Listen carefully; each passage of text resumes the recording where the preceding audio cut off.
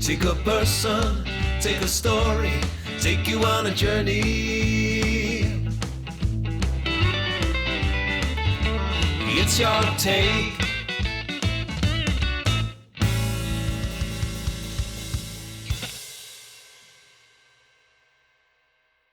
On today's Your Take, I'm joined by a veteran radio presenter who is now a voiceover artist. My guest career break was in 1995 when she was given the breakfast radio presenter role for Bristol's Galaxy 101. She went on to join GCap Media and host the popular evening music show Core Control. She began co-presenting with Kam Kelly and then with Kevin Hughes after the show's name was changed to Music Control.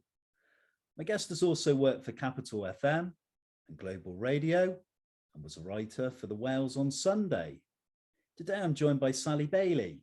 We talk about Sally's early life and a university tenure at Surrey, a radio break at Galaxy 101, working in commercial radio and presenting successful shows, the stars Sally has met and interviewed, her life as a self-employed voiceover artist, and life away from the microphone. You join us on this beautiful summer's day. Good morning. Morning. That was lovely. Veteran. Oh. Slap on the wrist for that one. No, don't be daft. No, definitely. But no, that was very lovely. Thank you very much. Obviously, we're going to talk in some depth about your career behind the microphone. We're going to also talk about someone who's been very close in your life, which is, of course, Kam Kelly, who was a previous guest on Your Take. Yeah. Well, I always like to start from kind of the foundations, the very beginning, and kind of go back in time to where it all started, the journey. So can I start off with asking when and where you were born? Birmingham, back in 1969. Doesn't that sound insane? My kids are just like, it's a whole other, so yes, a long time ago. Birmingham, but we moved when I was about 6 months, and I sort of grew up in the Oxfordshire area, and had a pretty idyllic childhood, actually, if I'm honest. I wanted to talk about the childhood. I wanted to kind of focus on your parents and ask who they are, what they did for a living, and do you have siblings? So, mum and dad. Dad was a lecturer, and then he died back in September. So, but fantastic man. And mum was a health visitor, so she was always either working nights or on the phone to people. She was an inspiration growing up, and there were 4 of us kids. So. 2 older brothers and an older sister, so I was the youngest, so completely spoiled rotten when it came to love, and sort of, and I still haven't grown up. I still revert to being the youngest whenever I'm around them. So I wanted to come on to your schooling, and I wanted to ask where you went to school, and do you have fond memories of your time there, and would you say you were particularly academic? And at that kind of young age, did you have any early career aspirations? Stunt woman is what I wanted to be. I wasn't academic at all, but this is something you've made, prior to this interview, you've made me think a lot about sort of growing up and how I've got through life. And I've realised I'm an absolute blagger. I have blagged my way through everything, school, career, and blagged, and also been lucky enough to have friends who've helped me in so many ways. But yeah, school, I was head girl, which annoyed my sister because she was only deputy. But again, that was pure fluke. That was, God knows how I sort of managed that. And I got a couple of A-levels, which, we haven't got onto university yet, but when I went to uni, we were all the losers. Basically, everyone agreed that we'd only gone to that uni because nowhere else would have us. So I got a C and a D and an N, which means, I didn't pass. But no, school was brilliant. It was the time of kids from fame. So a lot of breaks were spent dancing around the playground. And yeah, it was lovely. It was in Tame, which is sort of half an hour outside of Oxford. So quite a rural upbringing. And yeah, I used to spend my time pretending to have a horse, which I groomed and rode. So yeah, it was, I had a really, really lovely childhood. And with some, again, friends that I've known since I was 6, so nearly 50 years now. So. Schooled in the 1980s, kind of moves on. You mentioned briefly about your time at university. We'll move on to that particular period because you studied English and drama at the University of Surrey between 1989 and 1991. Mm-hmm. How would you sum up your university tenure, and what do you think it taught you about yourself and also the subjects you read? Well, so drama, I am a terrible actress. And we did the Cherry Orchard Chekhov for 3 years in a row. It got the whole course got changed after we left because it was so bad. That's and I never wanted to be in front of. I didn't want to be on the stage, or I wanted to do all the technical side, and that wasn't. I didn't really look into the course before I went. It was like I said earlier, we all went because no one else would take us. But this is the blagging thing. So I was just remembering I went for an interview in Hull, and we were supposed to learn a monologue and perform it. And I didn't bother. I read a little bit from The Great Gatsby and then just kind of made it up and didn't think they'd notice. So, and funnily enough, they didn't offer me a place. And then when I turned up at uni, I was supposed to have read Gawain and the Green Knight. And again, I had a book that gave me all the blurb, all the synopsi, and I just read that. And I even I remember putting my hand up and answering a question on it, having not actually read it. So this is not, I'm a terrible person. But it was great. And my lecturer in about year 2 did say to me, because I went traveling after uni. I wanted to I wanted to have a gap year, but because of the way my sister and I were at uni, back in the day, it meant my dad didn't have to pay 2 lots of fees. So at the time, I was very upset because I wanted to go traveling, but actually it worked out well, apart from my lecturer saying to me, you shouldn't have come straight from school. You don't want to do this. You're not ready. But, it was a brilliant time. I was bar manager of the student union. And it was basically 3 years of drinking snake biting black and singing in the bar, forgetting lyrics to songs. So it was brilliant. But, luckily, not like kids today, I didn't come out with a massive debt. So, the fact that I just spent 3 years having fun is okay, I think. If I'd come out with tens of thousands of pounds in debt, then I might feel different. From the old days of the old grant system, you've mentioned Chekhov, F. Scott's Fitzgerald, and you said bluffing your way through university and a lot of hard drinking as well. We kind of move on to the graduation period, because I wanted to talk about sort of the mid-90s, because your radio career began around 1995 when you became breakfast radio presenter for Galaxy 101. Yeah. But prior to that role, what jobs had you done, and what preparation was involved in breaking into radio as a presenter? So it started so I came out of uni, I went traveling, came back to Oxford to stay with my mum and dad for a while. And I'd never had a desire to work in radio at all, but I didn't know what I wanted to do. And I didn't want to be in front of the mic. I had no desire, but it was Fox FM in those days in Oxford. And I think I went along I wanted to be their mascot. And I failed at getting that. But I met a guy called Mickey Anotta who said, why don't you help me? He did the sport for Fox FM, which resulted, so this again is blagging. So I covered Formula One. I interviewed Michael Schumacher and I'm trying to think of any others, but but what we did when we were there was we were on a double-decker bus and we were listening to, I think it must have been the equivalent of 5 Live. And I was listening to what he was saying and repeating it onto Fox FM, because you couldn't see anything from where we were.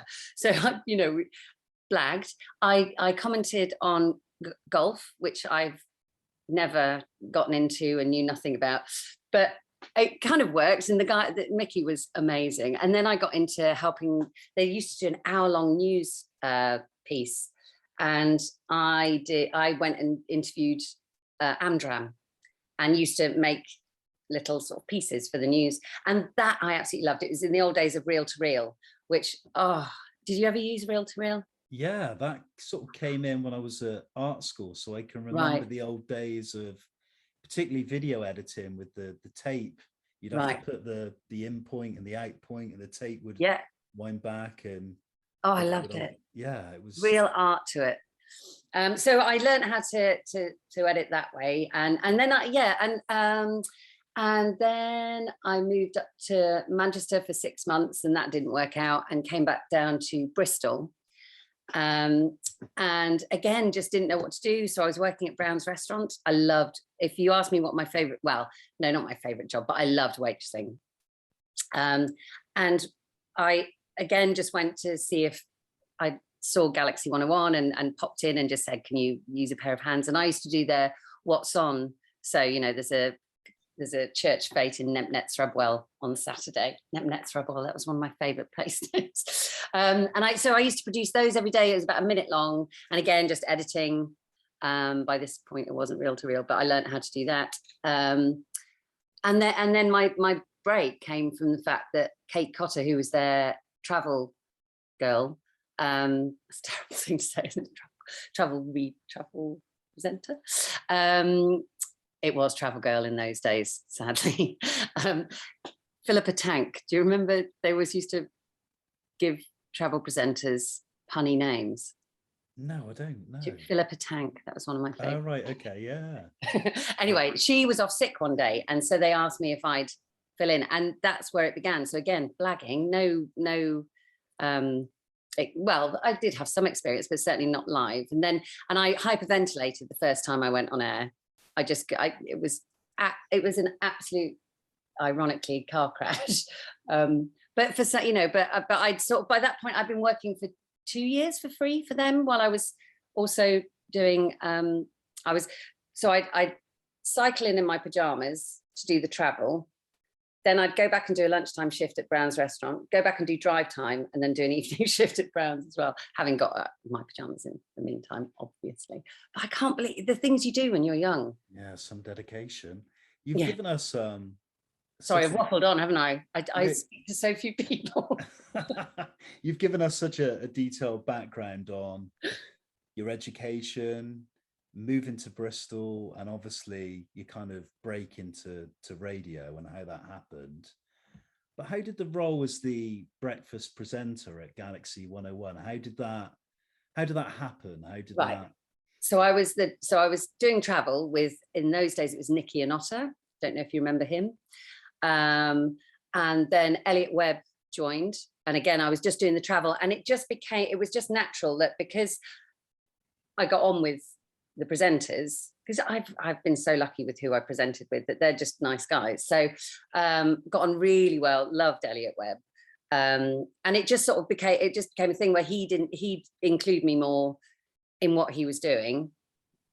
And then he left he only stayed about 8 months, I think.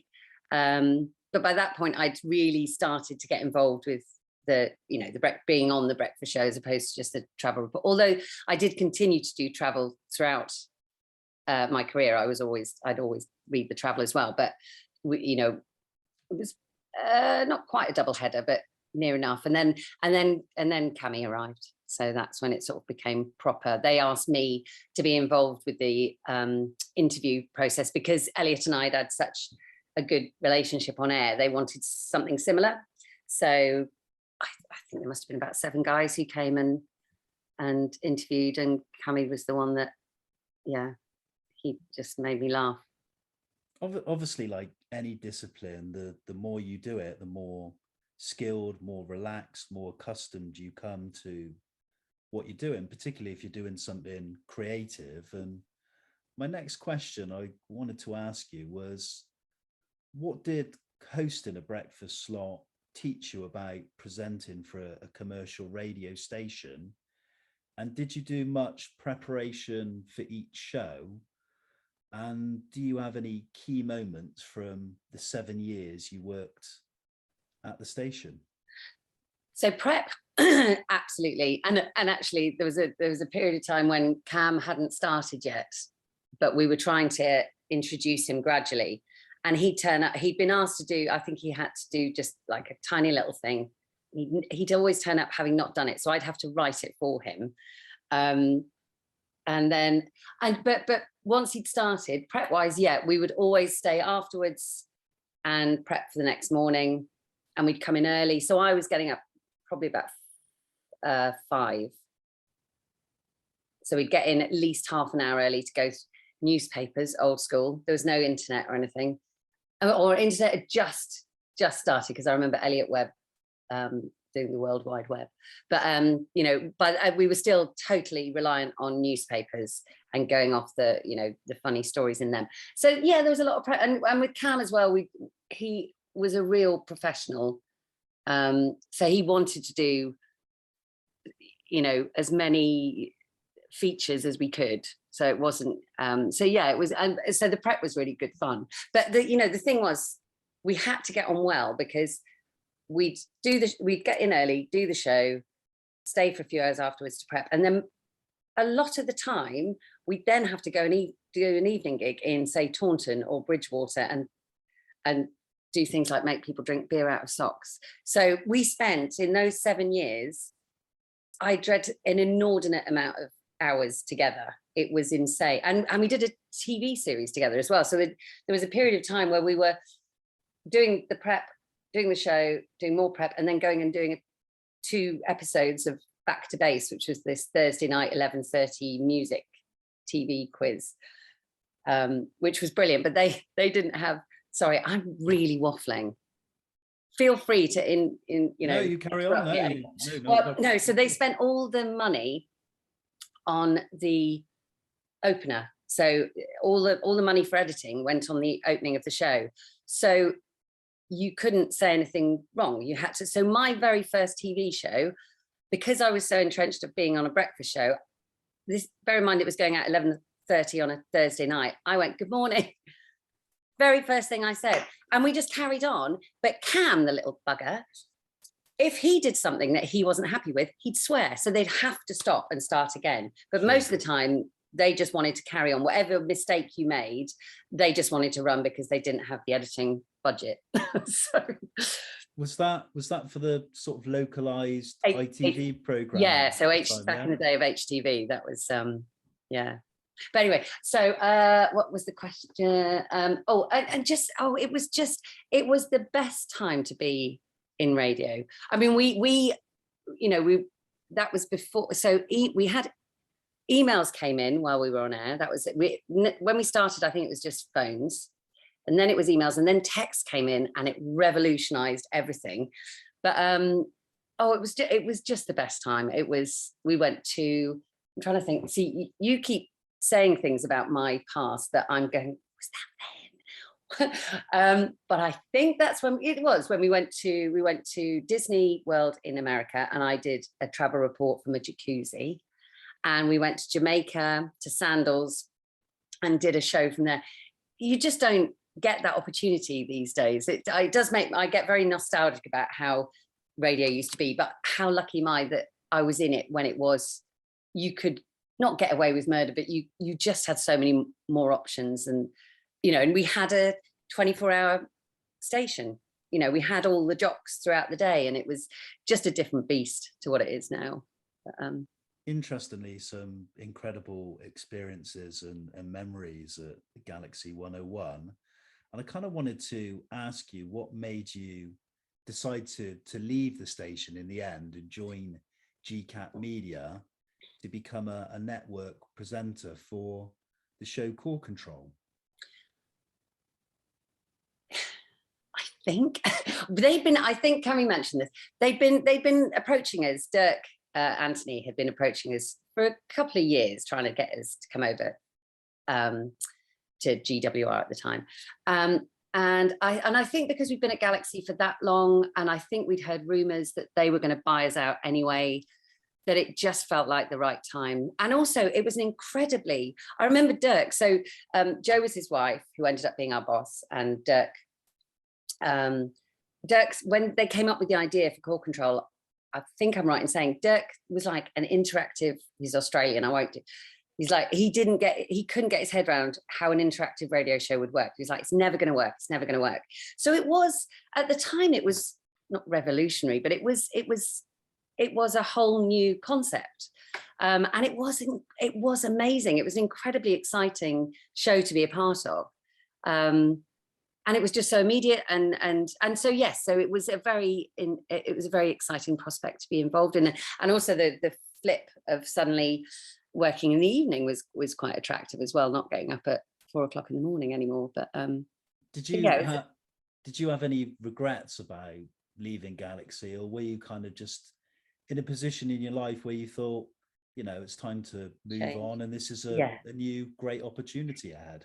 Yeah, and the only reason I'd feel sad about it was the people, the best people to work with on Galaxy, but yeah, I think by that point it was time for a change, and because I was moving with Cami, it was great.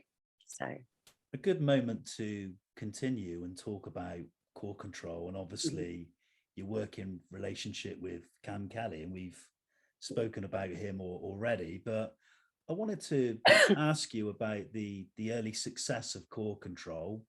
Obviously working with your co-presenter Kam Kelly in the early days, do you have any memorable moments and guests you interviewed, and who would you say are your favourites and why? And then secondly, likewise, were there any disappointments or any guests particularly difficult to interview? Okay, so favourites, Katie Tunstall. I mean, I know she's not very mainstream, but oh my God, she blew my mind. And she was just so lovely. Paola Nutini, hilarious. Minnie Driver, I got to interview her on my own because I think Kam, I can't remember. In fact, I can't remember if it was Kam or Kevin I was working. As you have found out, my memory is shocking. But Minnie Driver, I honestly thought I was going to end up being her best mate, because I thought we got on so well. I was ready to stalk her. She was lovely.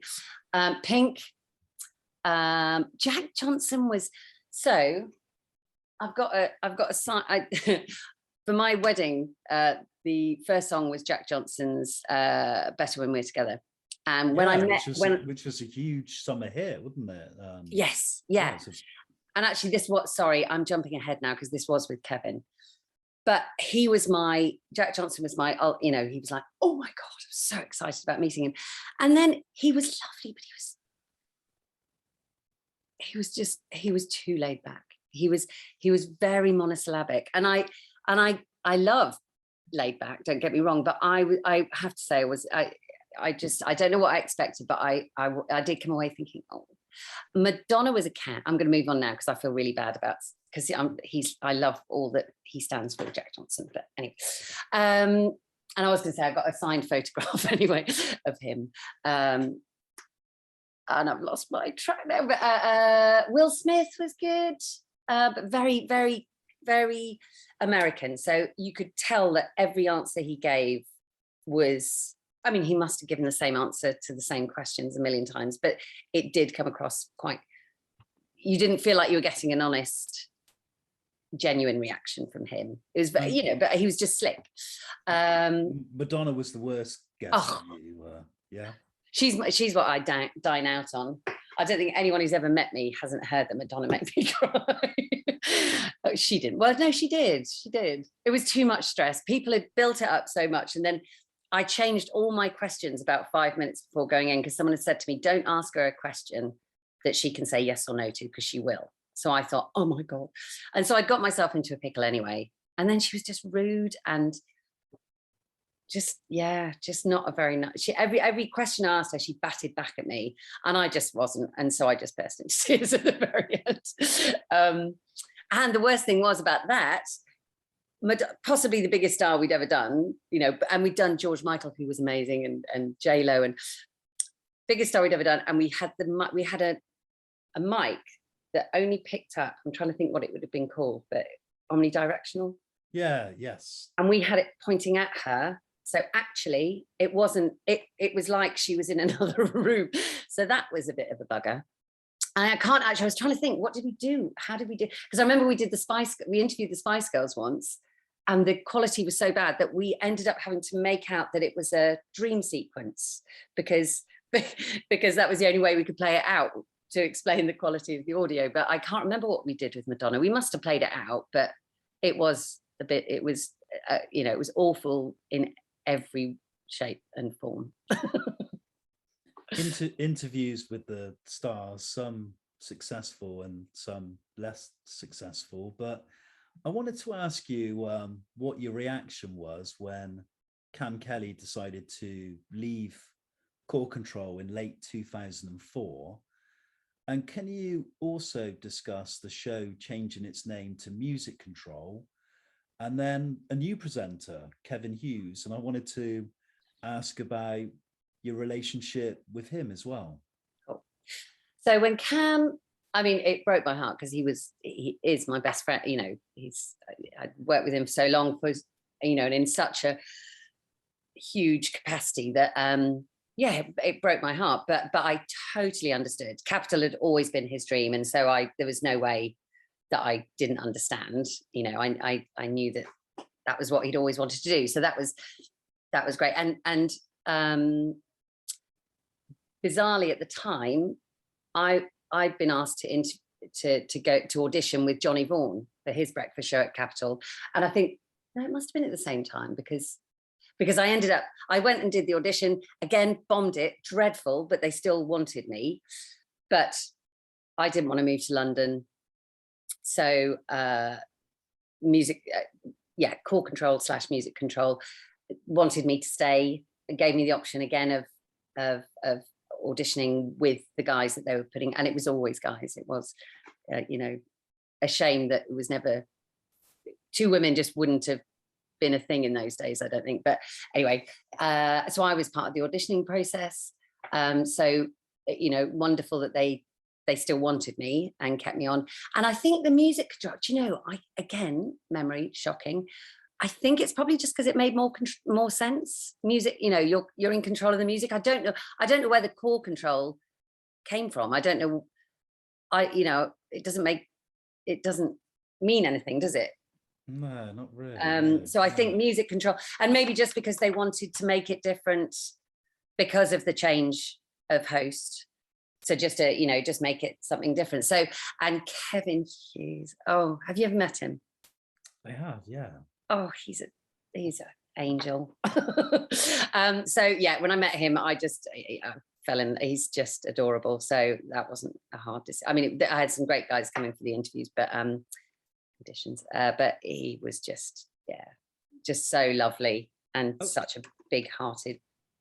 I wanted to talk about kind of chemistry, because it's come up through the interview that obviously being a co-presenter, obviously you need to be kind of close to that person and kind of be on the same page, and there's a dynamic that needs to work both ways. And I imagine on air that can be very tricky. But how did what would you say was the difference in relationship between, say, you and Kam Kelly on air to you and Kevin Hughes? Were they kind of similar personalities, or were they very different people? How did that kind of dynamic work for you?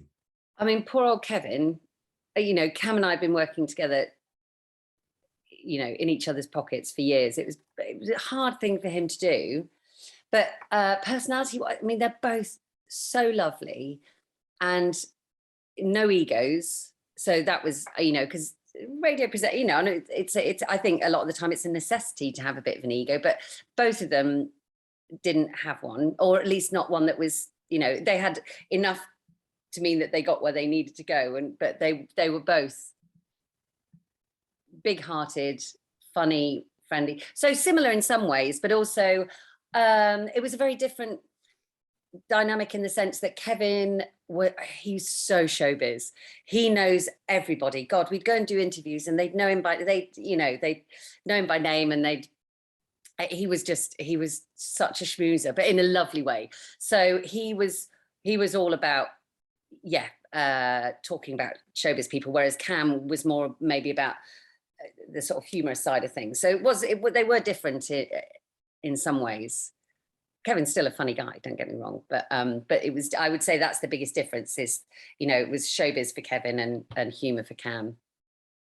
The show was hugely popular, and what you say, you're correct, it did kind of break new ground, and you were on the show for many years. And I'm kind of going to move on to that point in 2006 when you decided to leave Music Control after 4.5 years to become a mother. Can you discuss motherhood and the opportunities that followed, including being breakfast presenter at Capital in South Wales and a presenter for Global Radio? And also wanted to ask you a bit about the reasons for kind of making that decision.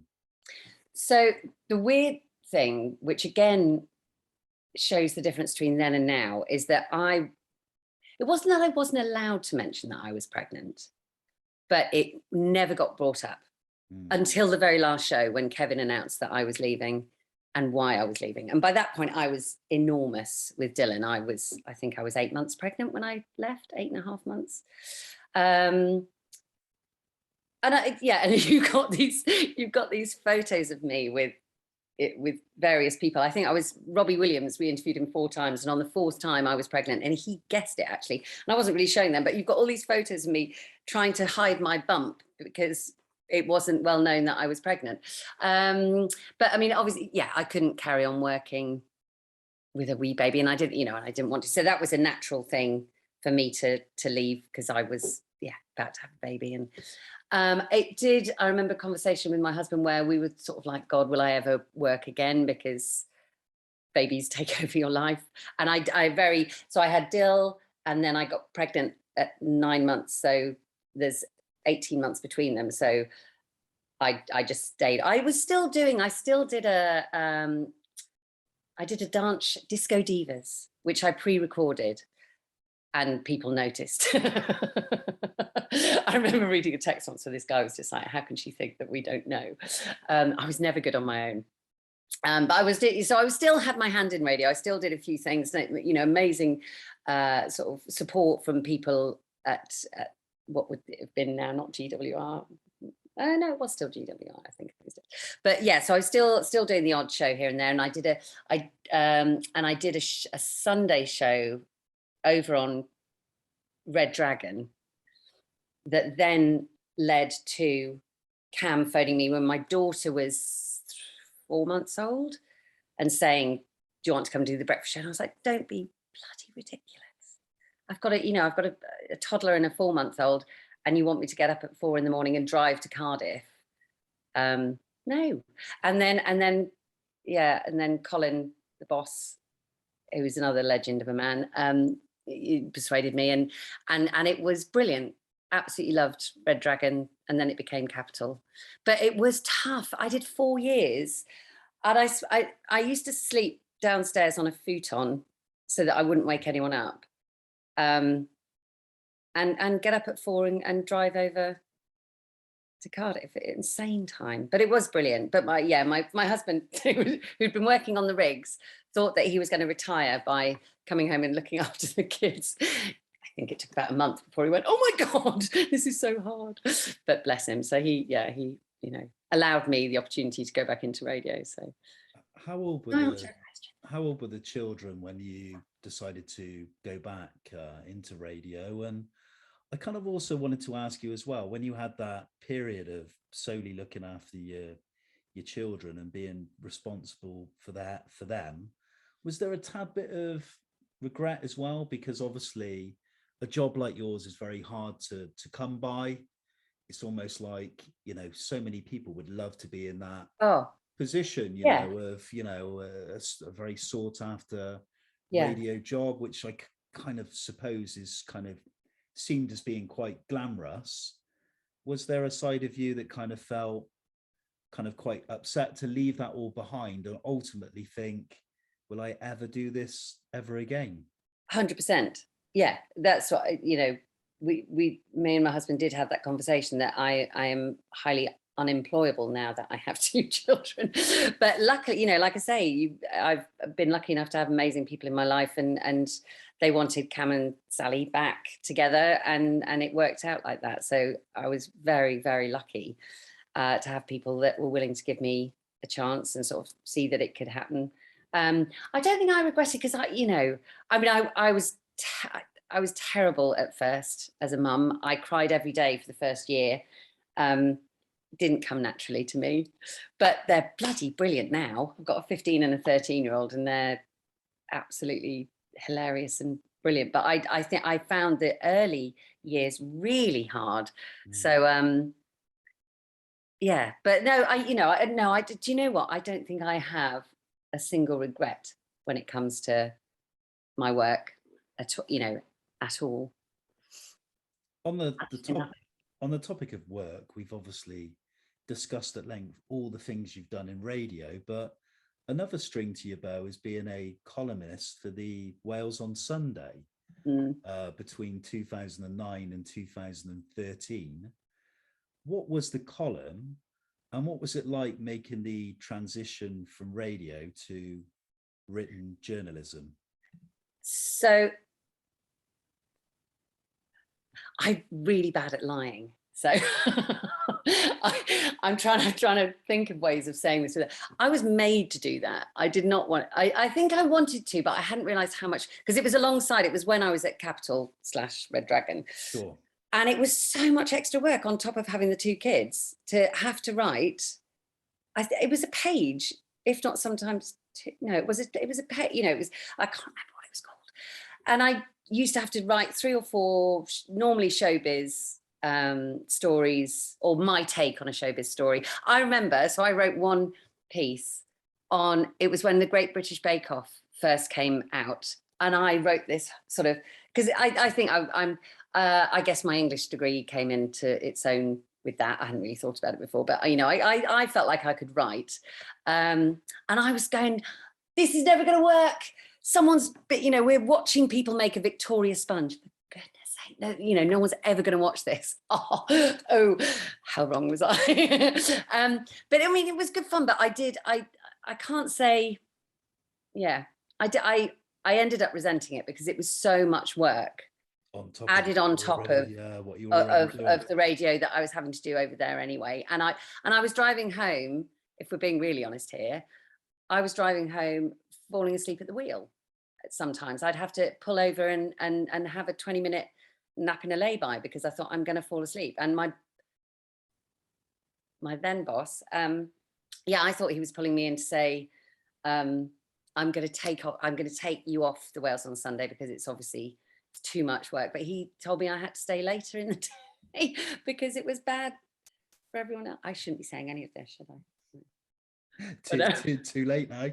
I was going to say, surely the skills are quite transferable in some ways, because I guess with radio you're writing scripts. When you do voiceover work, you're reading from a script, you write material, so I suppose it was was it quite easy to do for you then, almost second nature? Yeah, do you know what, if I hadn't had everything else on, I'd have absolutely loved it, because I really enjoyed it. Journalism, I mean, I don't know how good the pieces were, but I mean it did last quite a long time and they always seemed happy with it. But I mean, I didn't get paid. But, so insult to injury. I'm really blushing now because I feel like I'm saying things I shouldn't be saying, but man, it does it. We'll get onto the lawyers shortly. But no, if it had just been what I was having to do, I'd have loved it, but it wasn't. It was, I think, you're opening some wounds here, James. too late now, Sally. Before we get into even more trouble, we'll move on to your voiceover work, because you're now a full-time voiceover artist based in Bristol, and you've been doing it for 9 years. Mm-hmm. can you describe your studio setup and the work you do? And then second to that, do you prefer working for yourself and running your own business, or do you prefer working as an employee for a corporate radio station?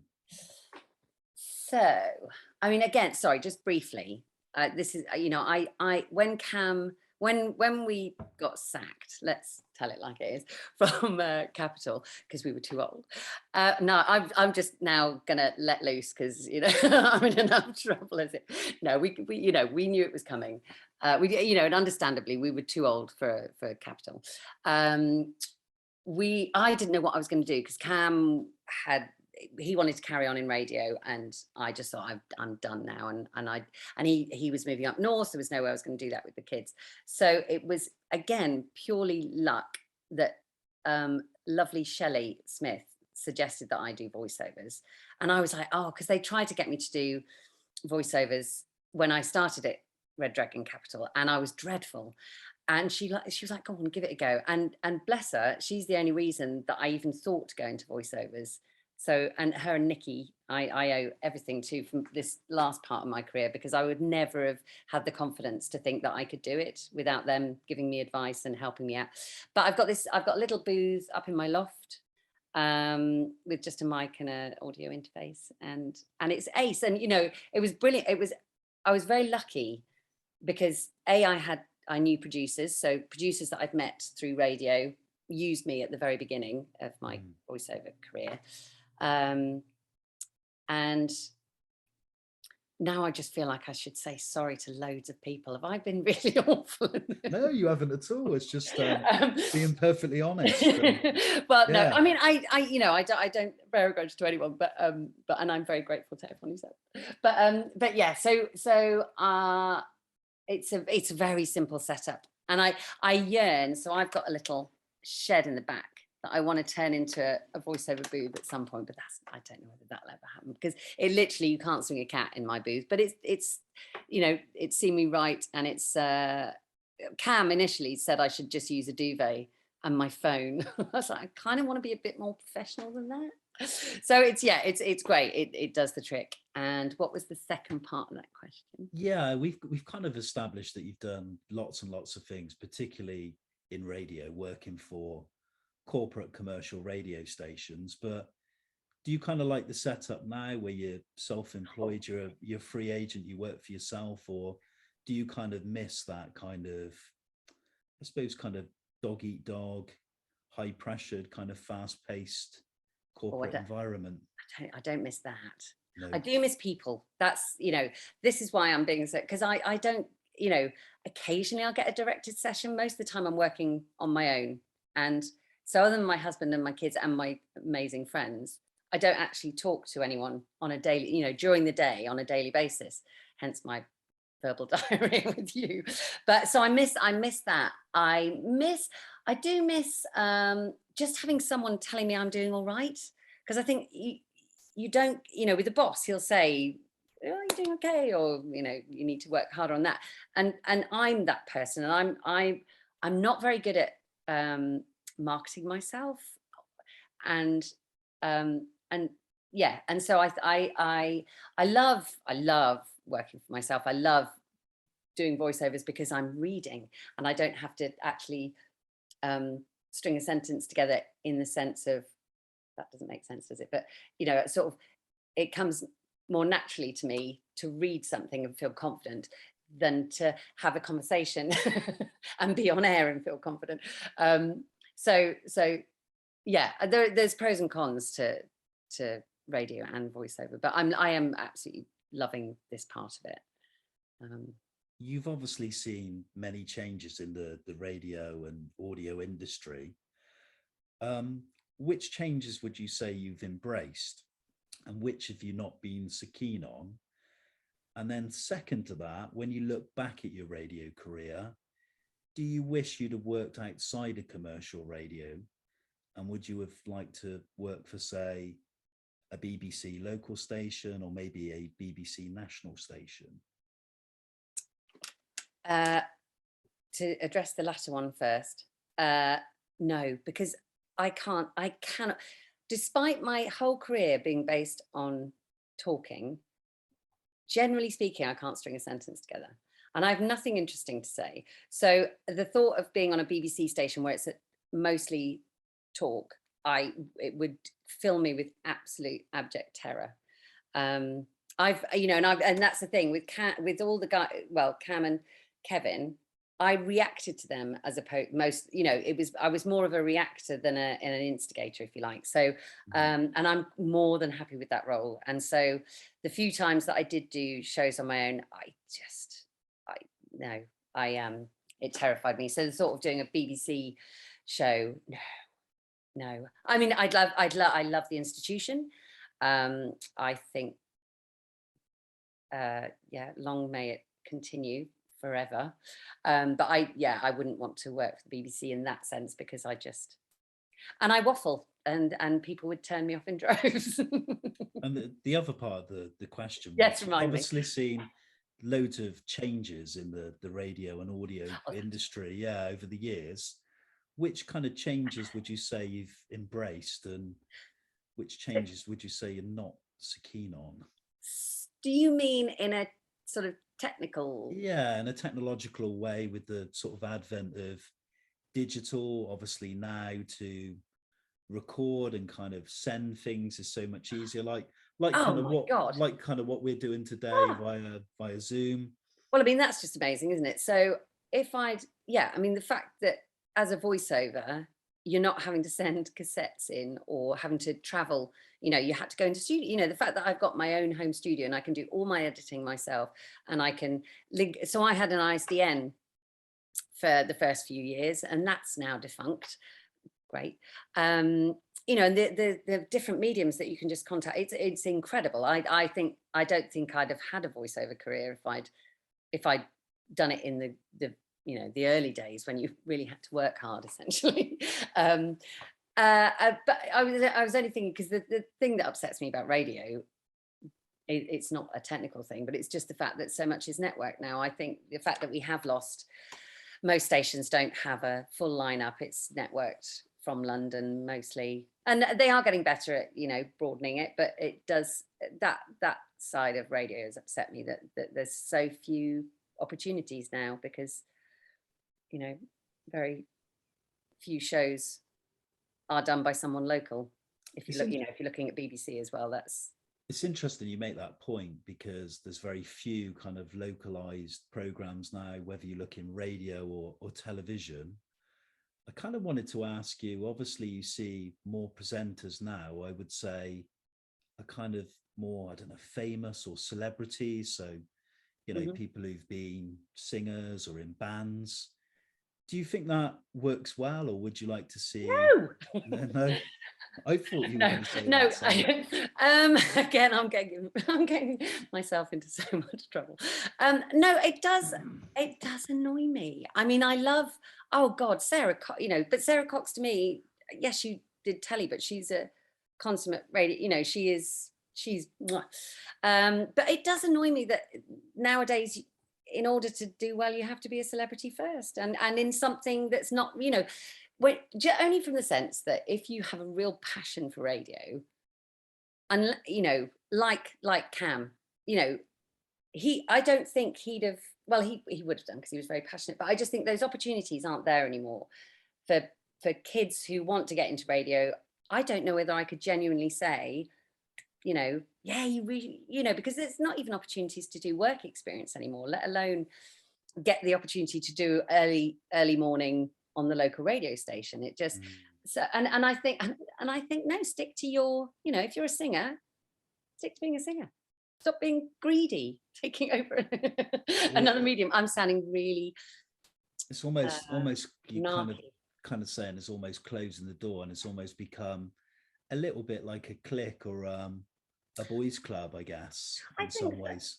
Yeah, and I just think that I don't know. I just think you should share it out. Don't.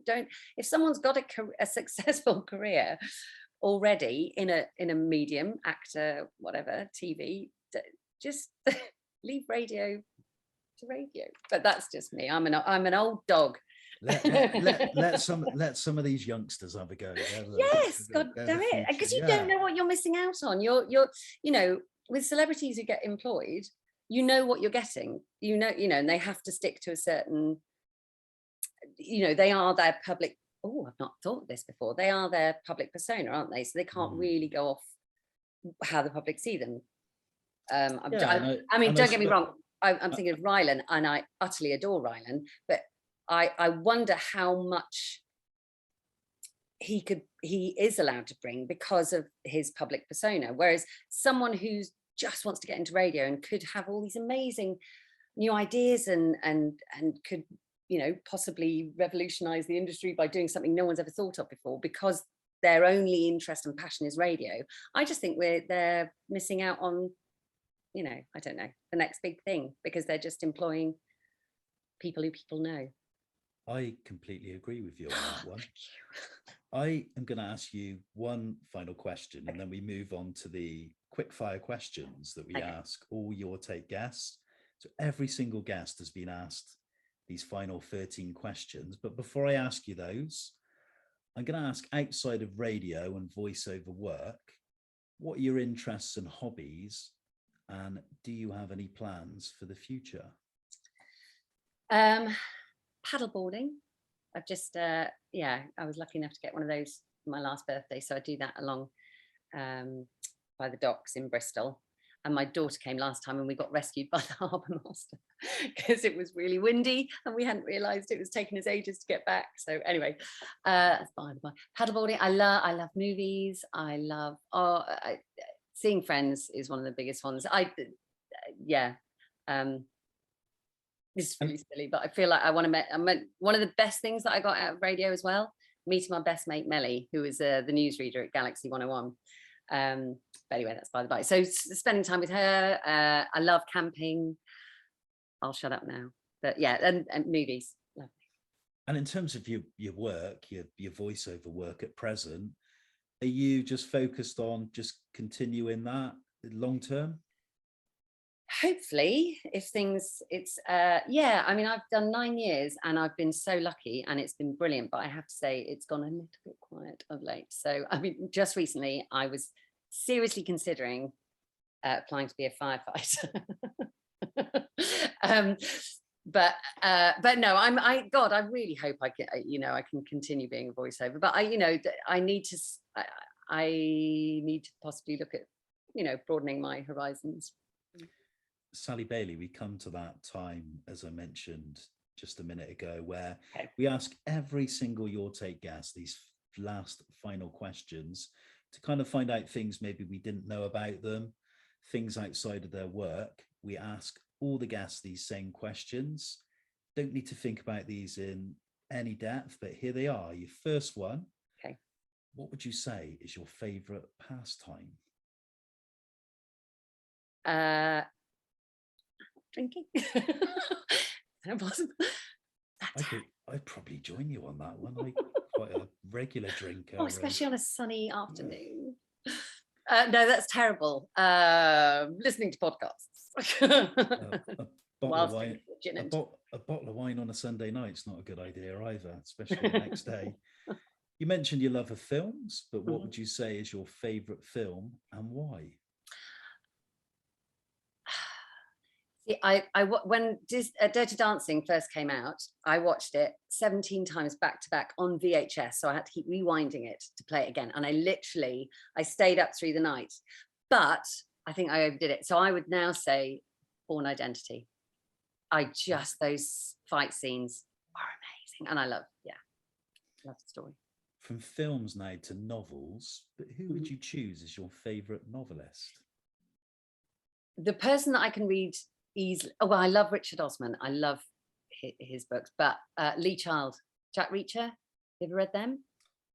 Men want to be him, women want to be with him. Interesting you mentioned Lee Child and the character of Jack Reacher, because I interviewed some guests who were a musical duo in America, and they just worked with Lee Child on an album based on the Jack Reacher character. They're a duo and they're called Naked Blue, and they did an album with Lee Child, a collaboration Wow. on the Jack Reacher character, all in music, and toured it. Oh, I'm gonna have to check that out. Yeah, which I thought was a little bit different and Weird, but yeah. I'll give it a listen. But yeah, brilliant. I love those books. They're total trash, but so easy to read. And Professions now. If you Yep. could have had a different profession, obviously outside of radio, what would it have been? Well, like I mentioned at the beginning, stunt woman was what I always wanted to do. And then just recently, like I mentioned, firefighter and paramedic. I'd have loved to, something where you're actually doing something worthwhile and helping people as opposed to just I think entertainment. I don't know if I Oh, could there's a live place for without. it. I don't think I could live without all the great entertainers that have inspired me throughout my life. Yeah, but that's them. That's not. and you, of course. No. Who in life would you say has been your greatest inspiration? Oh, do you know, I'm gonna have to say my mum. Yeah. Why your mum? You're close. Just she's the best mum in the whole wide world. She just and that has had such an influence on the way me and my sister were talking about this the other day. The way she mothered 4 of us whilst having a full-time job, she was, beyond incredible. Now I'm going to get one. But no, yes, and my mum. Newspapers, and we found out that you've dabbled a little bit in this area, but do you read a newspaper? And if so, which one? I love an Observer on a Sunday. Do you know what? I'd say Twitter was my newspaper, which is terrible because it's not. But I think, I tend to. Yeah. Do you know what? I don't think I would read The Guardian if I had a choice, but I listen to the news on the radio and I check out Twitter for what's happening. From Twitter to food, are you a cook? And what would you say is your favourite food? Cheese. There's no contest. I can eat. I could live on cheese on toast. I'm a vegetarian and I'm a terrible vegetarian because I could literally live on cheese on toast for every day for the rest of my life. But and I love cooking and baking. My kids are both bakers, so that's lovely. Any preferred type of cheese? Anything, but I love a gooey, smelly. My next door neighbours just gave me some amazing cheese from France, which I can't remember what it's called, but just the smellier and gooier, the better. I just have it revolting. This next one always stumps most of our guests. Okay. We asked them to choose their favorite cultural icon. It could be someone from history, could be maybe somebody who's changed the world in some type of way with an invention or a design. It could even be a political figure or an activist. So Mark Hamill and Jamila Jamil don't really feel those. Excuse me. Oh God. I mean, I love Greta. That's really obvious, isn't it? Yeah. Obama. I mean, there's luckily there's a load of, but I do love Jamila Jamil. I'd say she's because she's brilliant when it comes to women. I got my daughter. Sorry, I've got a glass of water.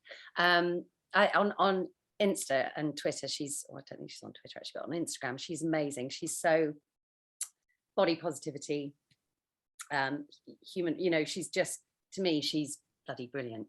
That's not a historical answer, is it? But next one, we're going to move on to curse words. What's your favorite curse word and why? Well, Kam stole mine, so I can't do the same as him. But I do. There is a time and a place. I don't like the C word being used sort of willy-nilly, but sometimes someone just needs to be called one of them. I like. Can I have 3? No, I'm kidding. Yeah, you carry on. Yeah. Okay, bollocks is a good one. It is a good one. Wanker's got his place. I've got a mug with wanker on it. That's a great question, James. Thank you.